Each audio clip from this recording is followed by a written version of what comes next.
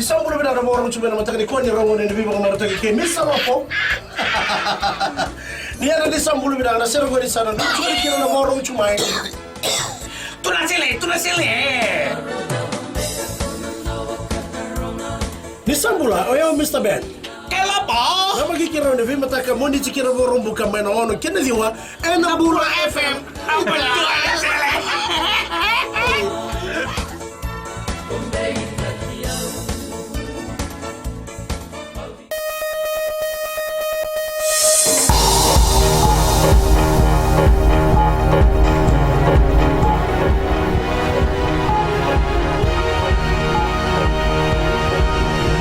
Good evening, this is FBC News. I'm Jackie Spate in this bulletin. Fewer Parliament sessions in 2016. Speaker rules that the AG did not mislead the House. And no investigation required in USP matters.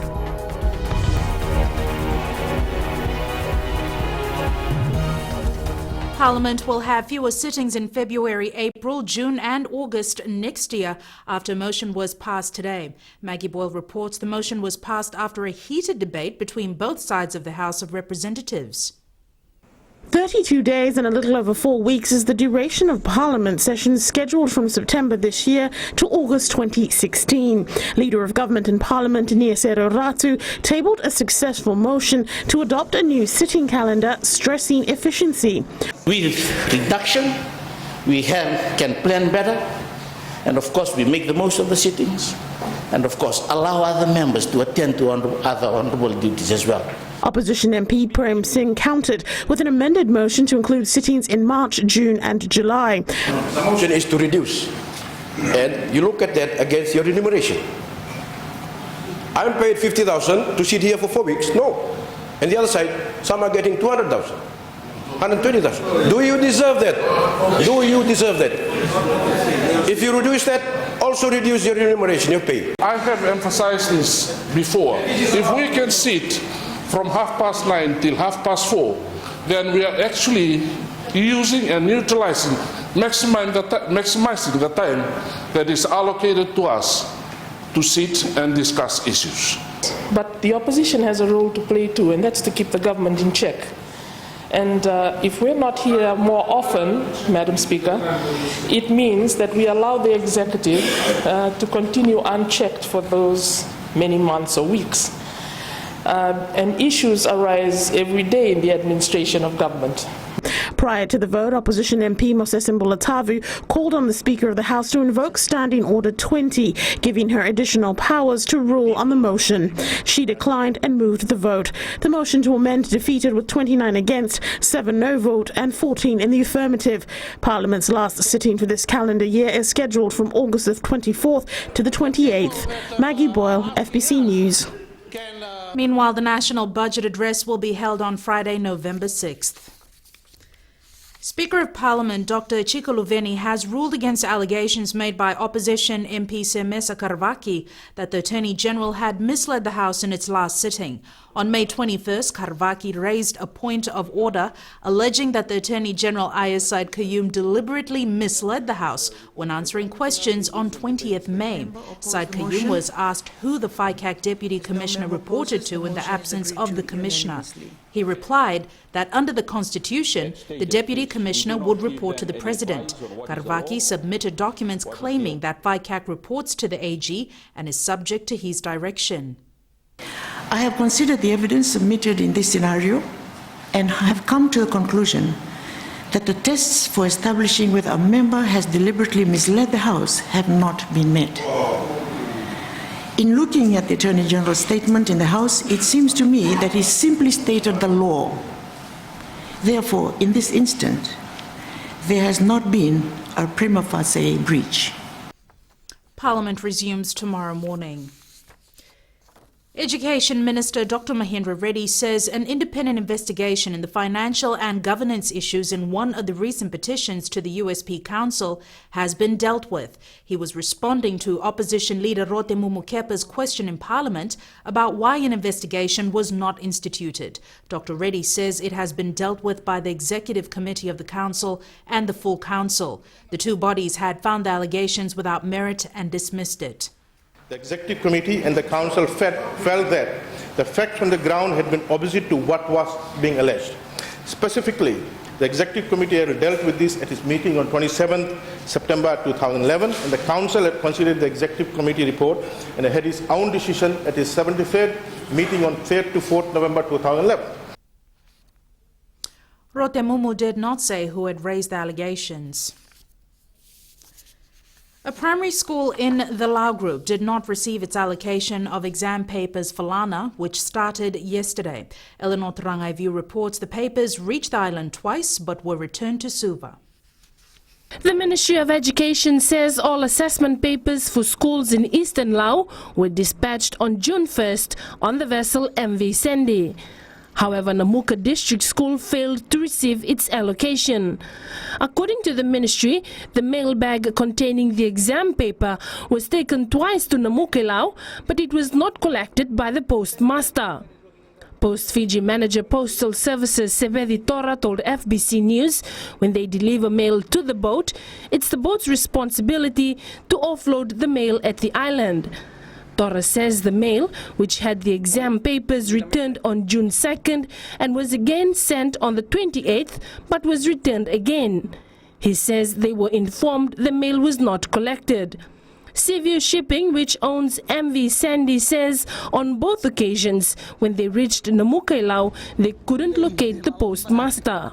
We have sent my small boat 3 times to go and look for the guy, to get him down to the boat, to make sure you take your mail and you sign in front of everybody. Because why we don't dispatch the mail direct to the island, because once we carry that thing to the island, if the owner is not there, then obviously we can't leave the mail on anybody's hand. That is the issue. The ministry says they tried several times to send the papers again, but could not as there was no scheduled trips to Laos this week. And the ministry also attempted to get assistance from the Fiji Navy, but to no avail. On Monday, Namuka District School head teacher William Rokombuli travelled almost an hour to neighbouring Como District School to get spare copies of the exam paper. Due to the unfavourable weather condition, he spent the night in Como and returned yesterday morning just in time for the students to sit the exam. The 2-day Lana assessment ends today with 723 schools taking part. Eleanor Turangaiviu, FBC News. Speaker of the House Dr. Chico Luveni has ruled that a petition signed by more than 570 people contesting aspects of the Rotuma Bill and Rotuma Lands Bill will be heard. Attorney General Ayers Said Kayum had raised a point of order, saying that the petition tabled by the opposition leader Rotemumu Kepa intervened with the powers of the Standing Committee. Dr. Chico disagreed and said there is no impediment to the petition being considered. However, I should point out that those bills have yet to be referred to a standing committee.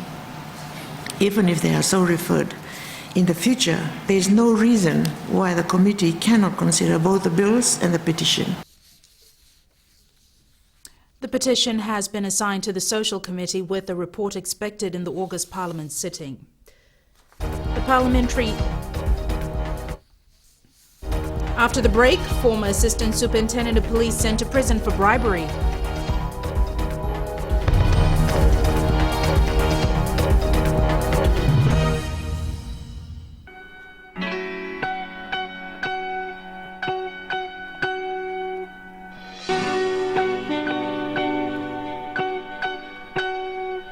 If you just joined us on the System After Dark, this is a homegrown number courtesy of E3 and Cracker. Bulla, how's it going? I'm D, your host on the System After Dark, right here on Today FM. Today's hit music. You can catch me weeknights at 7 p.m. That's from Monday to Friday, only on the home of Today's hit music. And don't forget, that's D with you every weeknight on the System After Dark.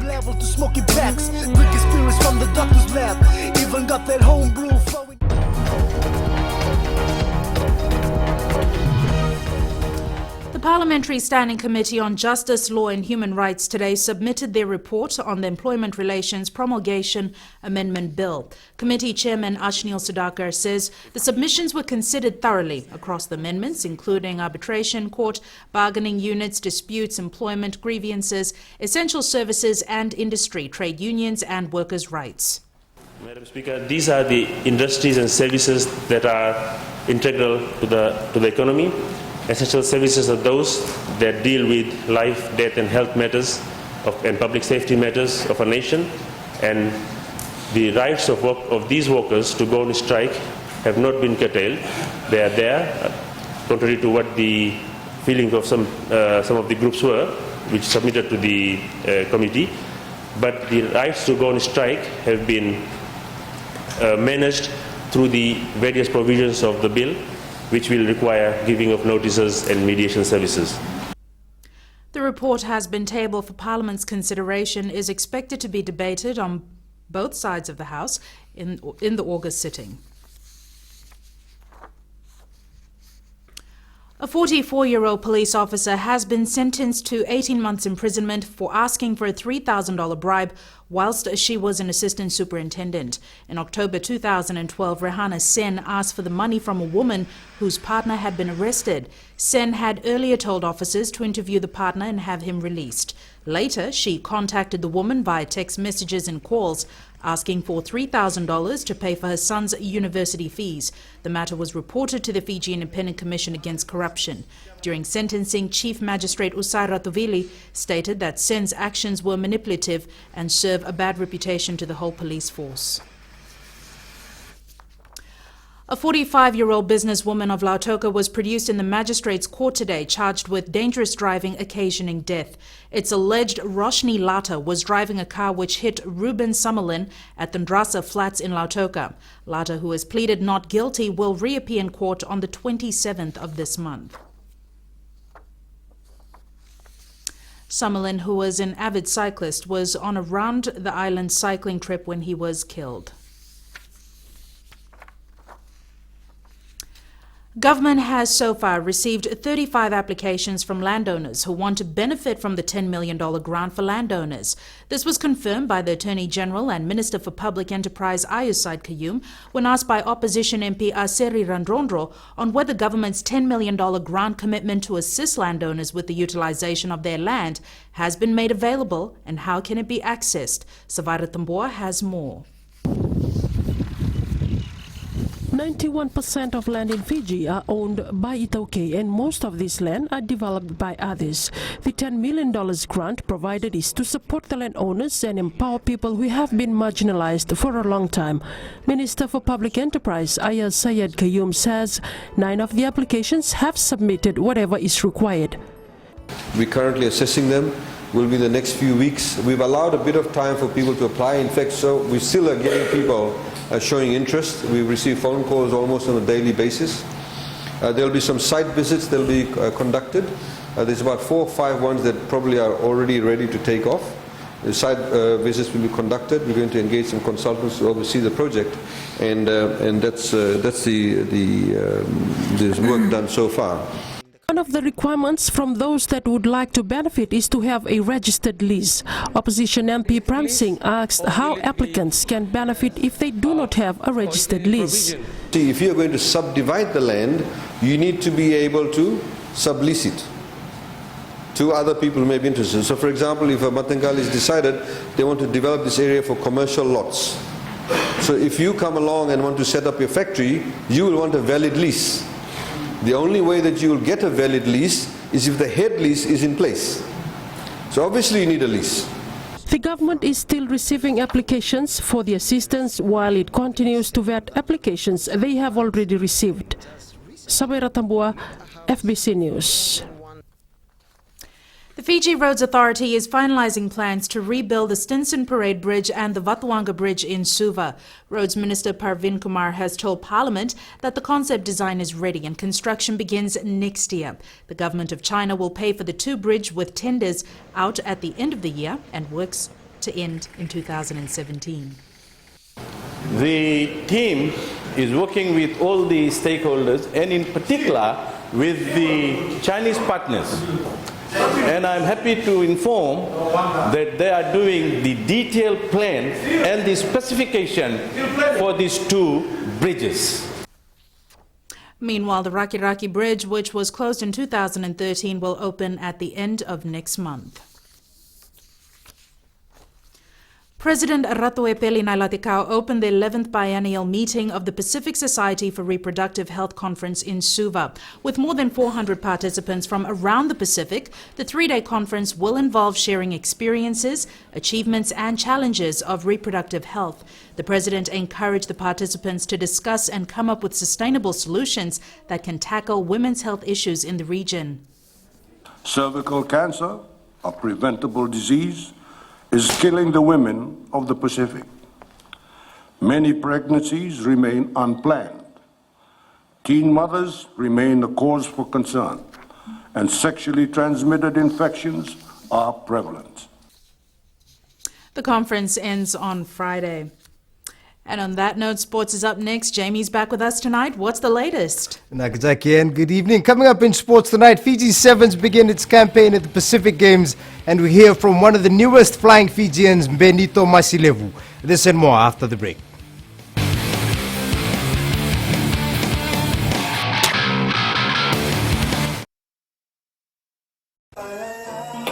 Gold FM, only the classic hits. Beautiful song from the group Firehouse and When I Look Into Your Eyes. Before that, you heard from Smokey Robinson with One Heartbeat. We'll take a short break and join us in the next hour for more music from Seal. Bulablaga. I'm DJ Tora. Join me every weekdays, 7 until midnight on the Premium Classics. Right here on Gold FM, only the classic hits.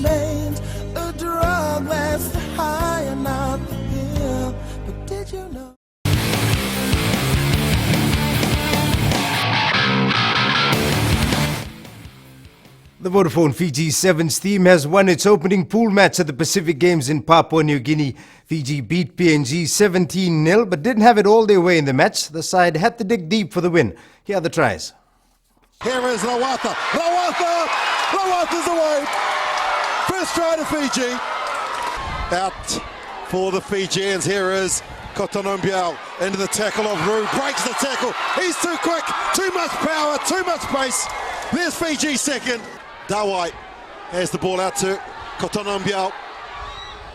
On the ground there. It's popped up brilliantly, and here comes Atunaisa to put the icing on the cake for Fiji. Fiji plays Guam in its second match at 6:45 this evening before taking on the Solomon Islands at 10:04 p.m. Meanwhile, earlier this afternoon, the Fijiana lost their opening match in the women's rugby competition at the Pacific Games. The side was beaten 26-7 by Australia. The pop pass here to Ratauluva. The incept there, and here goes Stanton. Tanisha Stanton, the 19-year-old, has represented the state and the country in 17s and 19s netball. Goes across to score her first try. Yeah, they've got players out to the right. Murphy couldn't get the ball, but it's coming to the hands of Simon. Simon, the chip and the chase. How's the bounce? Simon's over. Try number 4 for Australia. She looked up, no sweeper in behind, and she backed her pace. Now they'll get it out to Savu. Savu's there. She's got pace and power. Savu breaks through. Has she got enough pace to get to the line? You bet she has. A little skip as well in the process. Fiji are on the board. In its second match of the day, the side beat Samoa 33-0. Also today, the Fiji women's football side drew 1-1 with the Cook Islands. Meanwhile, Fiji continues its tough battle in the pool with a gold medal yet to be won by the national swim team. The swimmers will again have to fight the odds in the finals tonight with New Caledonia, Tahiti and PNG in top form. Meli Malani will feature in the men's 100-meter freestyle final and will also compete in the 50-meter breaststroke. Meanwhile, Rosemary Rover and Matilita Mbondromo will feature in the 400-meter freestyle final. Looking at the medal tally, Fiji is 6th with 4 gold, 10 silver and 8 bronze medals. PNG leads with 20 gold, 10 silver and 8 bronze. Tahiti is second with 16 gold, 6 silver and 2 bronze. Samoa is third with 8 gold and 12 silver, while New Caledonia has 8 gold and the same number of silver and bronze medals. Australia has 6 gold, 13 silver and 7 bronze. Former Fiji Sevens rep Benito Masilevu is ready to make his debut for the Flying Fijians against the Maori All Blacks this Saturday. Coach John McKee named Masilevu on the wing when he announced his team yesterday. Rohit Deo caught up with the Flyer today. Benito Masilevu's dreams of playing for the Flying Fijians will finally be fulfilled when he runs on against the Maoris this Saturday. The former Sevens flyer says it took a lot for him to achieve this and has credited it to his parents. Hats off to my parents. I hope they're listening right now. Back in South. Without them, I will never achieve all of this.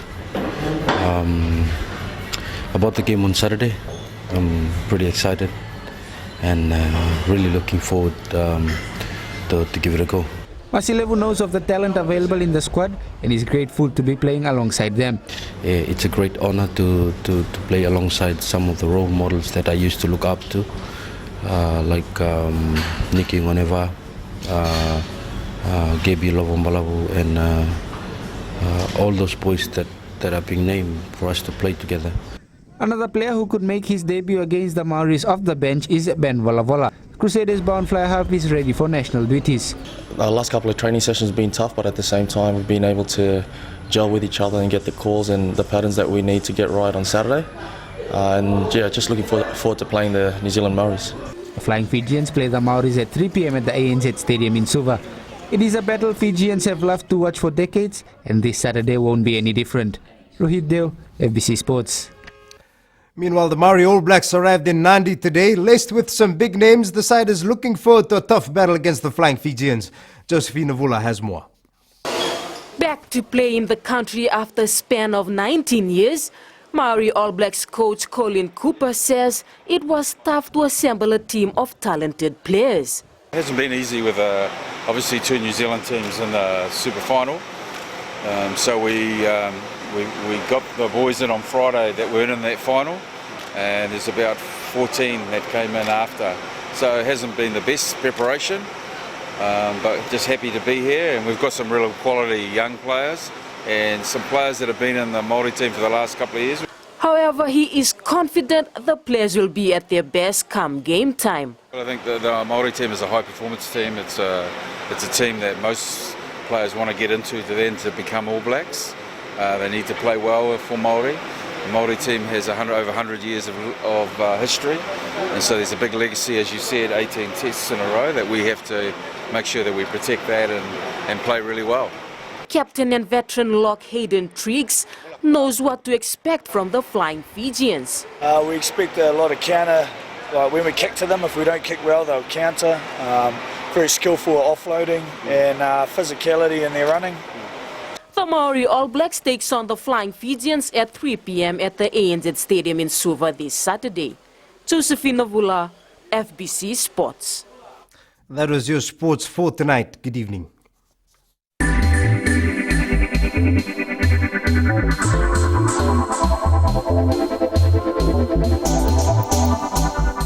The Fiji Pine Group has made the first repayment in a $12 million government loan that dates back to 2001. Finance and Public Enterprise Minister Ayaz Said Qayyum received a $600,000 check last night. Edwin Nunn reports. From 1990 to 2001, Fiji Pine received $1 million annually for pine replanting. But as the company's performance dropped, it was unable to repay the government until now. It does go into government coffers to ensure that we continue to use that money for the benefit of all Fijians.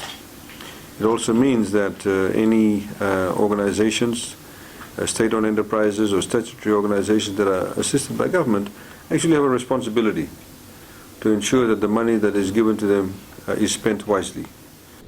Once the government pulled out funding, pine replanting stopped and tropic pines problems became worse.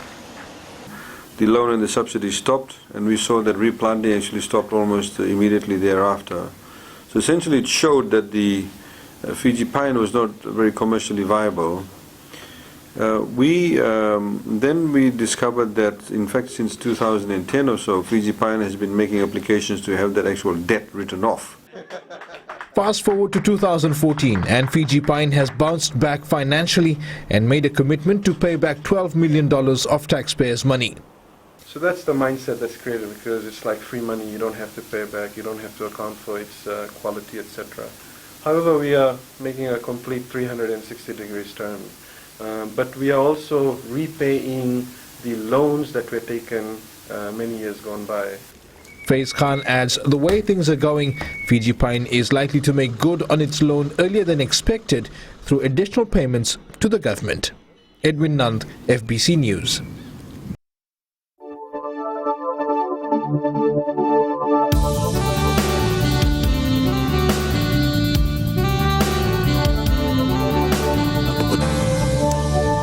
Fine weather was experienced over most places today. A trough lies slow-moving south of the Solomons and extends over to Vanuatu to southwest of Fiji. The trough of low pressure will lie over the group tomorrow. Meanwhile, an easterly prevails over most southwest Pacific island countries. It was much warmer today compared to yesterday as temperatures climbed a few notches higher.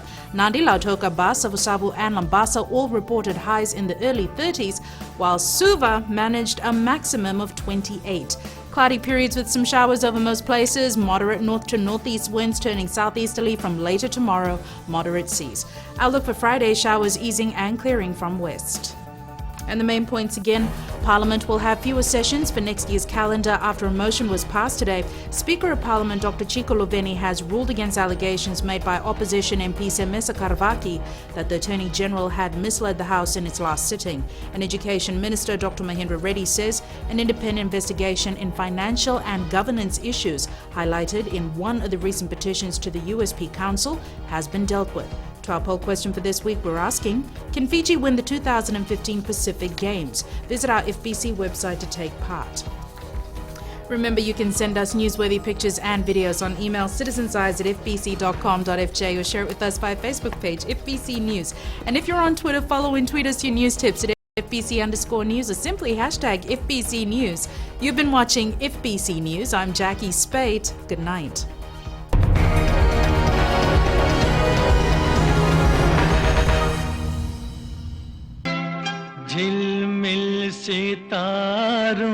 घर संसार में आपका स्वागत है।